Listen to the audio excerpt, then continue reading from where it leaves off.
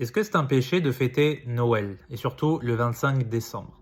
Il y a beaucoup de vidéos en ce moment qui essaient de nous montrer que Jésus serait né fin décembre, et c'est tout à fait plausible, c'est tout à fait probable. En fait, si on prend la chronologie qui nous est présentée en Luc, le fait que Zacharie, il rentre dans le temple, dans le Saint des Saints, très certainement en septembre, ensuite que sa femme, elle a été enceinte juste après, il y a Marie qui va être enceinte aussi, et il y a un petit écart de quelques mois entre Jésus et Jean-Baptiste, etc., on peut arriver à fin décembre. Donc si Jésus est né fin décembre, ça clôturait le débat. Mais il y a quand même quelques trolls, quelques opposants qui vont dire non mais bon, moi je pense pas parce que c'est associé à une religion païenne, romaine de l'époque. Bah oui, peut-être, mais c'est pas important. On n'a pas ça en tête, on n'a pas cette perspective-là. Si vous avez cette perspective, c'est que vous avez envie d'avoir l'air intelligent et que vous voulez gâcher le plaisir d'autres chrétiens qui se rassemblent pour célébrer la naissance de Christ.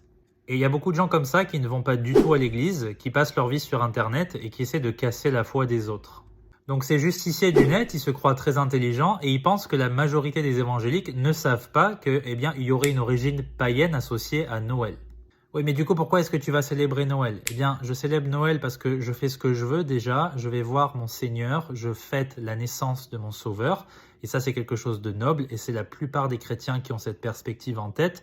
Ensuite, si vous voulez jouer à ce jeu, je vous encourage aussi à renier tous les jours de la semaine leur nom, à ne plus l'utiliser, à ne plus le prononcer, puisqu'ils sont associés, chacun d'entre eux, à des divinités païennes et romaines.